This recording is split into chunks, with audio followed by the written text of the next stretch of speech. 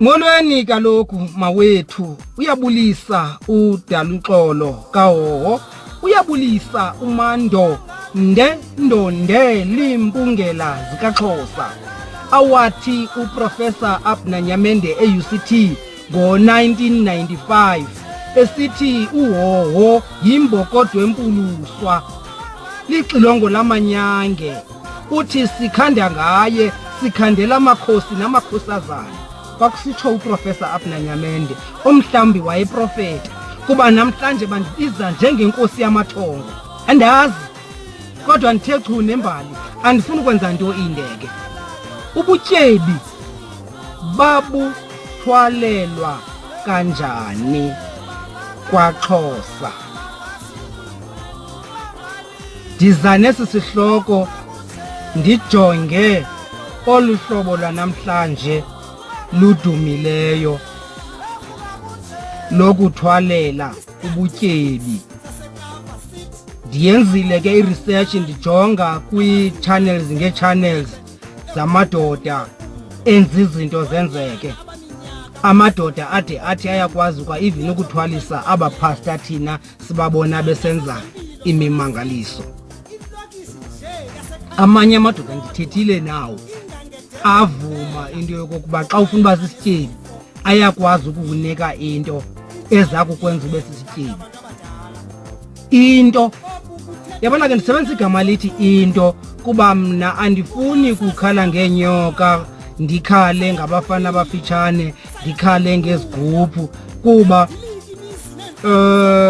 ezi zinto bayazithengisa abantu bazo abazaziyo, bayazithenga abantu abazifunayo, kodwa ayizo zinto mna endinothetha ngazo kuba nabungqina bazo.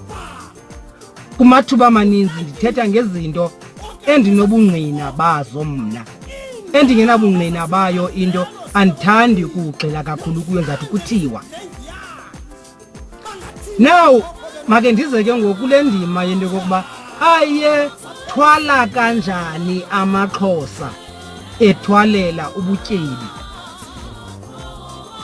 NgokwakwaXhosa indlela kuthwalelwa ubutyebi. 1. Ukuba kubalele imvula ayinethi, le izawubangela uba imfuyo ihluthe,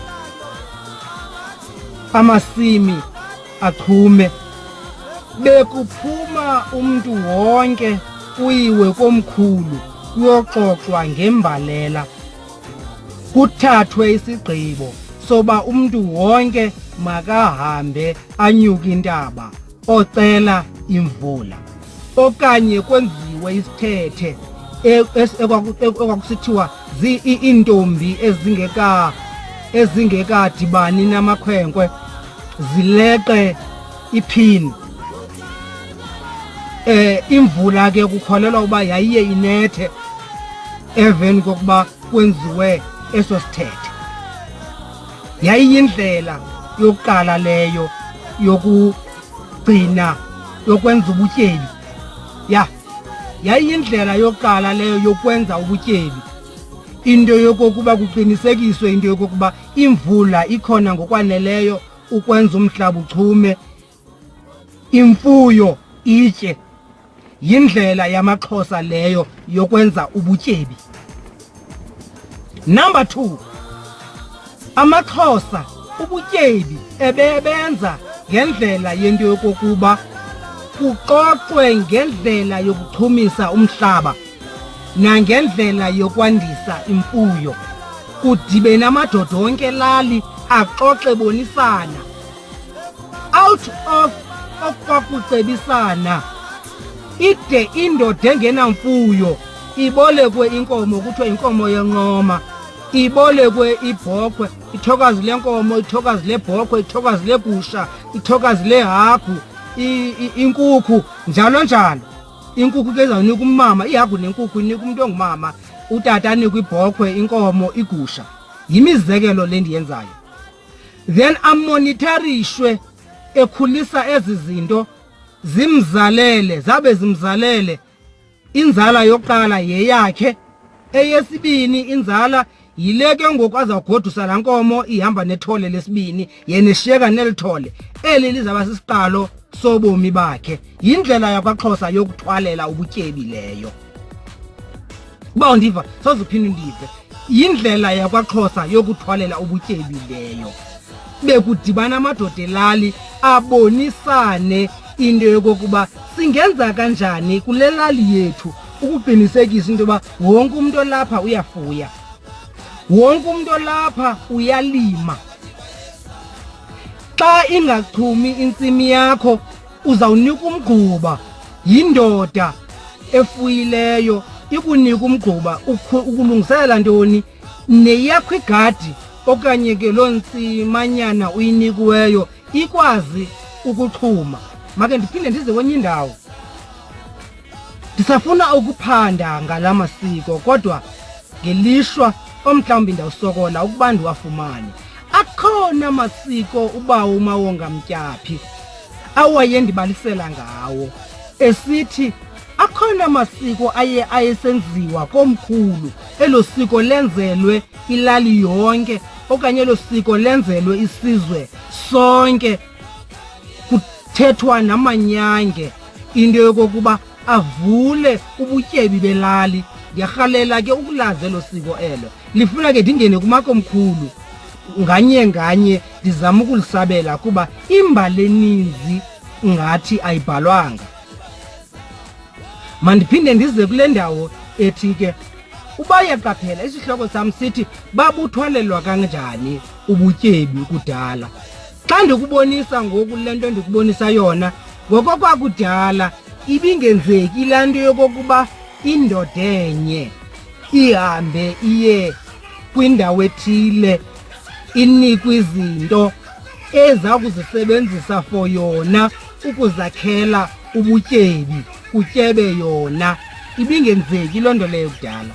Kudala amadoda welali ebedibana engamadoda elali athatha isigqibo sento kokuba ukuze apha kule lali wonke umuntu oyindoda abe ufuyile, wonke umuntu oyindoda abe ulimile, nazi izinto emazenziwe yilali yonke iphela. Ndiya kwindawo ethi ke thina maXhosa siphuma kwisizalo esasingahambi umntu ayesisiqu ayofumana into eza kumnika ubutyebi. Siphuma kwisizwe apho ubutyebi ibiba yinto yelali. Kangangento yobana ngoku sendibhadlile nam, mna ndikhula nge-80s sisiya eKapa. Xa sibuya eKapa eholideyini besinikwa iinkukhu neebranti ozawuthi xa ufike elalini beza abamelwane bonke bazotya umphako. Ngexesha lethu thina ubuye eKapa okanye uye eRhawutini ubuya nomphako ozawutyiwa ngabamelwane bonke. Ngoku ngumntana athi umama wakho, mntanam nantsi naku ukutya koomabani. Athi utata wakho naku ukutya kwabamelwane mntana wam. Ngelo xesha uhlohla iibranti ebhegini yakho. So xa ujonga ixesha thina esikhule ngalo, sikhule ngexesha apho laa ntumakalelo yokuqala ibisaphilwa. Kuba jonga ngexesha lesivuno, ngexesha lesivuno uBlue Line ebelayisha iingxowa zombona. uBlue Line ebelayisha iingxowa zombona eziseKapa. Abantu bebesitya umbona omtsha beseKapa, uvunwe ezilalini, bebesitya amathanga, besitya iimbotyi, bezitya eKapa. Zisuka phi? Zisuka ezilalini. Sikhule kukho laa nkcubeko yokokuba ngexesha lesivuno mabahluthe abantu abaseKapa besitya izinto ezilinywe phi? Ezilalini. Namhlanje abantu abaseKapa uze batya umbona funeka baye emaplasini bothenga umbona wamabhulu. Ufumaniseka into yoba lo mntu useKapa xa isitya laa mbona utya nabamelwane bakhe. Kuthunyelwa umbona omtsha ufukutyiwe ngabamelwane eKapa, awutyiwa ila family yodwa le ithunyelele umbona, utyiwa ngabamelwane bonke.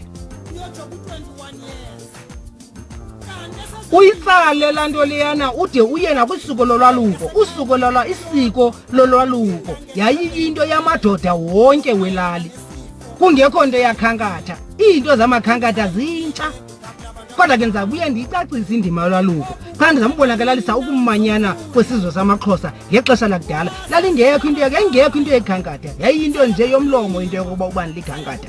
Into ibisenzeka kudala, amadoda ebetshintshatshintshana ukukhusela ubomi balo mntu uwalukileyo. Ebetshintshatshintshana wonke amadoda, kwaye indoda ethe yenza impazamo ibisohlwaywa ngamanye amadoda. Andifuni ukuyilahla ke le topic yam, kuba ukuba ndizawungena kule ndawo ndikuyo ngoku ifuna le ndawo ndikuyo ngoku ndiyenze ibe sisihloko sayo iyodwa. Kodwa eyona point yam xa ndiyivala le ngxoxo yam yanamhlanje isekubeni into yokokuba amaXhosa ebengenayo into yokuthiwa kukuthwala. Nantso xa ndiyivala, amaXhosa ebengenayo into ethiwa kukuthwala, uthwalela ubutyebi. Koko ebencedisana ukubakha ubutyebi. Yile nto ke ngoku mna ndirhalela into yokokuba ukuba sithi siyabuyela kwimveli, masingaqali ngokwakha iicawe ezininzi, kuba ubuKrestu bakhe iicawe ezininzi kodwa ubomi babantu akwabikho mahluko kubo. Ukuba ke ngoku nathi sizawuvuyela ukuba neebrentshi ezininzi nokukhula kweecawe zethu nokutrenda kwenyani, ibe ke ngoku yiyo siphelele apho, then ndinengxaki mna, kuba ngokwakuthi thina maXhosa amadoda bedibana axoxe ngezisombululo de kuthiwe engenanto mayibonelelwe ngolu hlobo, indoda engenanto mayibonelelwe ngolu hlobo. Xa sisithi sibuyela esintwini ke ngoku, ingaba siprepared kangakanani ukubonelelana? Kuba ndizayivala, andifuni uphuma kwisihloko sam. Mandenje nje umzekelo kubantu abadla ngothi, Daluxolo, le ngqumbi ingaka yakho kuDr Nozola Mndende yenziwa yintoni? Make ndikubuze umbuzo ngoku. Ukuba thina maXhosa singabantu bokwabelana ngeenjongo zoba masiphumelele sonke, yintoni eyabangela into yokokuba uDr Nozola Mndende after ebesebenza nathi eKapa ngo-1999 athi akufumana i-300,000 ayifake ebhegini abaleke okwakha eza abaronti abesilungu abakhe edutywa, awugqiba bafundisa abelungu inkcubeko yethu, abhala incwadi nge-English ezibhalela abelungu, avule imakethi kubelungu, engafundisi bantwana babantu abamnyama, engafundisi bantwana bamaXhosa ngesiXhosa. La mali yintoni eyabangela uba umhlawumbi angathi kubantu baseKapa including uDaluxolo athi, okay Daluxolo, ndicela ukunishiya ne-50,000 but nindinike iripoti yoba niyisebenzise entwenini. I-250,000 mna ngoku ndiyahamba ndiyokwakha iprojekthi yam edutywa. Yintoni eyohlula uDr Nozola Mndende angenzi loo nto? Sefumene 300,000 out of amandla kaDaluxolo hoho endabulaleka ndimlwela engafunwa naziinkosi, kodwa ndayimela intombi yemfengu, ndabeka ubomi bam esichengeni, ndabeka ikhariye yam esichengeni, ndimela intombi yemfengu. Bendinqanda abantu. Mna ndicinga fanuba iinjongo zayo kukuthanda isintu, ifuna iphuhlisa isintu, iyasazi isintu. Ngoku ndishanga ndiyinkampungca ezama uxomoloza, kodwa amandla wam atyiwa ngumntu osaphilayo ongenasazela okwingathi ngumntu othakathayo. and andifuni kuthiwe ndithe uyathakatha. Ndithi akanasazeli ngathi ngumuntu othakathayo. Uyayazi ndineproof yako konke ukusebenza kwam naye. UDr Nozela Mndende akangeka kuvezele into ethi waqashwa nini kwa-SABC. Mna ndineproof, ndineleta yokuqashwa kwa-SABC eyabhalwa ngo-1996. Yena ke ngoku ukuze ndimyeke maka ndivezele into ethi ngo-1996 wayesele sebenza kwa-SABC. Ngoku ndithathwayo mna yena sengumphangeli kwa-SABC. Ndidibanisa into ezimbini apha ezingadibaniyo, kodwa ke ziyadibana kuba eyona nto ndizama ukuyiveza yinto yokokuba ubutyebi ngokwakwaXhosa yinto eyakhiwa ngabantu. Mna I wanted ukuthi sisebenze noDr Nozela Mndende ukwakha ubutyebi bendlu kaXhosa, not ubutyebi bakwaMndende. Ndandifuna sakhe ubutyebi bendlu kaXhosa, not ubutyebi bakwaMndende. Yena ukhethe ukwakha ubutyebi bakwaMndende, hayi ubutyebi bendlu kaXhosa. Ithetha ukuthi ke ngoku ndathatha umuntu ongalunganga, umuntu ongcolileyo, ndambeka phezulu. Kanti ngiyazingcwaba namhlanje abantu abafuni mna, bathi ndimo nenzondo, ndimo ngathethi inyani. Umntu nomntu makakagoduke obuza kumaxhego namaxhegwazana uba ubutyebi bebusenziwa kanjani kwaXhosa. Ubutyebi kwaXhosa yinto yesizwe, ayonto yomntu omnye. Yiloo nto nokumkani uYinza wathi xa enika amaMfengu umhlaba wawanika kunye neenkomo, kuba uthi nanku umhlaba, bathi ke ngoku nazi inkomo nikwazi uba nisenge, kuba nizawulima kulo mhlaba nibe nombona, lo mbona niwugube. Nakube niwugubile lo mbona nizawupheka umphokoqo, laa mphokoqo uzawufuna uvutyiswa. Nazi inkomo. AmaMfengu aphiwa iinkomo nomhlaba ngukumkani uYinza. Now uyibuyisela njani ebantwini imveli usebenzela ubutyebi bakho? Ndivala kuloo ndawo.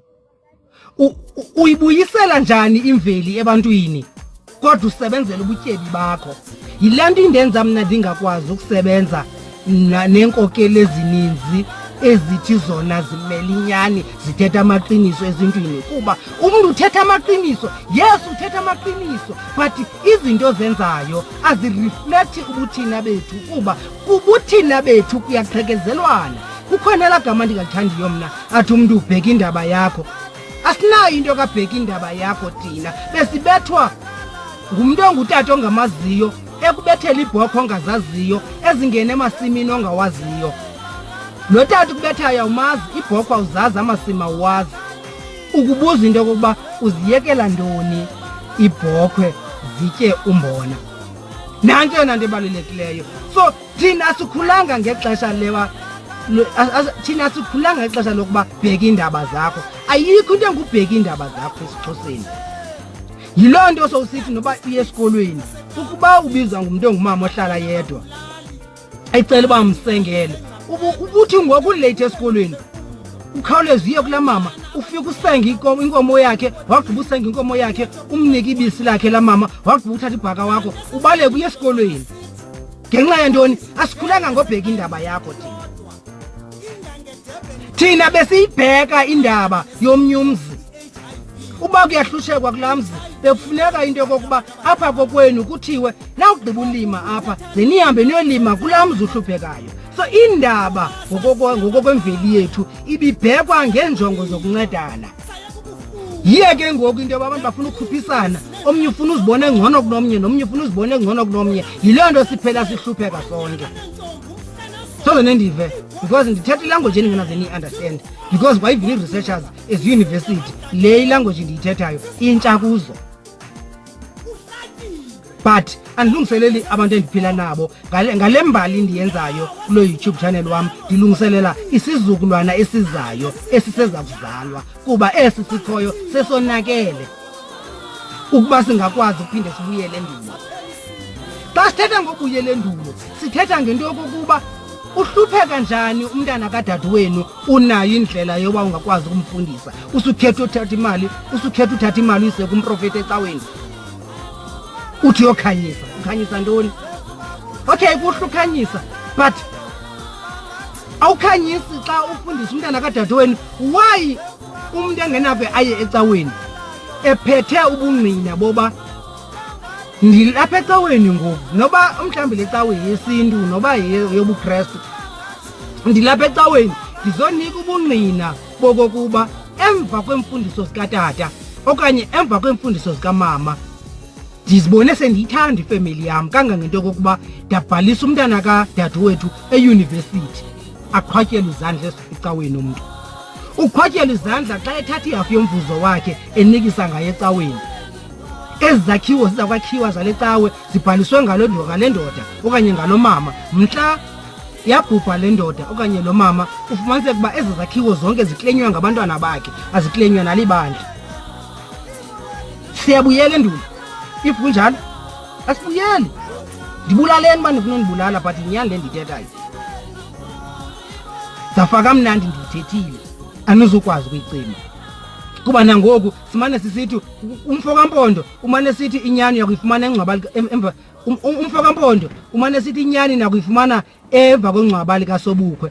Ukuba uba uSobukwe ezi zinto wayezithethe ngohlobo ndenza ngalo ngesiyiva ncakasana lenyani eyithetha uba uSobukwe ingatolikwa ngumfo kaMpondo. Andifuni inyani endizithethayo zitolikwe ngabanye abantu. Yazi ba mna emotweni ndihamba ndinazo iRandi ne5 rand apha ne2 randanyana. Uba ndibona umuntu endirepotsini ndiyanikela, athi enkosi tata inkosi isukelele, ndibulele. Ndiyazi uba ezantsikelelo ndizifumana kumntu onentliziyo ehlambulukileyo. Umntu onentliziyo ehlambulukileyo ngokokwam mna ukuqonda ngumntu endizathi xa ndimnika imali abe ebeyidinga ngenene ezawufika itshintshe ubomi bakhe. Hayi umuntu ezaphinda ndiqhayisele ngoba ndithenge le nale andibonise ubunewunewu obubo bakhe ayibo bam. Undibonisa ubunewunewu obubo bakhe abufumana ngemali endinikela ngayo mna. Why abantu benganikele ezilalini zabo? Kukho amaxhegwazana anezinto ezidilikayo. Xa sithi sibuyela kwimveli, why singenawudibana sibe igroup yamadoda athile siyoxova idaka, sithengisa mentanyana, siplastare laa ndlu kagogo enamathanda, sithi ke ngoku nanga amadoda esintu. Kukho omnye umama onegadi entle phana benokuyilima, uyasokola, simlimele laa gadi. Sithi ke ngoku ufuna just umntana womane ekunceda, sifuna nje mama umntana womane ekunceda ekunkcenkcesheleni. Ukulima siza kulimela ngokwethu. Siyisebenzisa inkolo kantu ukuguqula ukwenza ubomi babantu bube ngcono. Singasebenzisa inkolo kantu ukuguqula ubomi bethu bube ngcono. Singasebenzisi even inkolo yobuKrestu ukuguqula ubomi bethu sizi-leaders bube ngcono. Le nto ye-leaders siyibonile kwi-politicians. Yile yenza ii-politicians zilwe. Ukuba asiyikhuseli apha kwi-religion izasichana, kuba ngoku baza kwanda abaprofeti abazazibiza ngabaprofeti benkolo kantu nabaprofeti benkolo yobuKrestu nabaprofeti bamarasta, but ekugqibeleni bonke abaprofeti bazakhela ubutyebi babo, abancedi abantu. Because I believe ukuze sibe siyabanceda abantu kufuneke singakwenzi oko ngenjongo zenzuzo, sikwenze ngentliziyo ezimhlophe, uqinisekisa uba lali nelali abekho abantu abangomama abaxhatshazwayo, abekho abantwana abaxhatshazwayo, awekho amaxhegwazana axhatshazwayo, abekho tata abadala abaxhatshazwayo. Singakwazi ukungenelela senze iiprojekthi zesintu zokulwa ezi zinto zizingxaki esintwini. Zininzi izinto ezisesintwini ezidinga ukuliwa beside ukufuna ukuzenzela igama ngokugxeka ezinye inkolo. Kuba abantu ngoku uyayazi uba ndithe andinandidibanisa nobuKrestu mna ndikwinkolo kanti uphaqa kuzaqhwatywa izandla abantu bonke bathi uthethile mfo kahoho. Ukuba xa ndingafaka into etshoyo ngoku ndithi mna nanto ndidibanisa noYesu, uYesu ngumJuda, mna ndingumntu ndingumAfrika, i-channel yam inganyakazela. nakuFacebook wam kunganyakazela abantu bathi ya ubambe yona ndibambe yona njani, kuba ngokwasesintwini eyona nto ebalulekileyo kukuncedancedana kwabantu, ayiyo nto yokokuba bakweziphi inkolo. Even naseBhayibhileni ikhona indawo ethi ndandilambile ndandipha kutya ndandisesibhedlele zange ndondivelela. Uthi xa ebuza umbuzo lo ubuza umbuzo uthi sasikubona phi na, ithi landa phaa eBhayibhileni ongazange ukwenze kwaba wawukunye nabo zange ukwenze kum. Ithethe ukuthi ke ngoku even nalo Thixo singamfuniyo useBhayibhileni uthi yenza okuhle kubantu okuhlala kunye nabo, yenza okuhle kubantu ohlala kunye nabo ukuze ube wenze okuhle kuThixo. Then ke ngoku why sizalibala kukujaja ubuKristu ngokobuJuda nangokwantoni, kodwa bube busithi ubuKristu yenza okuhle kubantu ohlala kunye nabo. Zibuza umbuzo into yokokuba kule nkolo kuyo nokokuba yeyiphi na, so ukwenze kangakanani nokuhle kubantu ohlala kunye nabo. Camakho.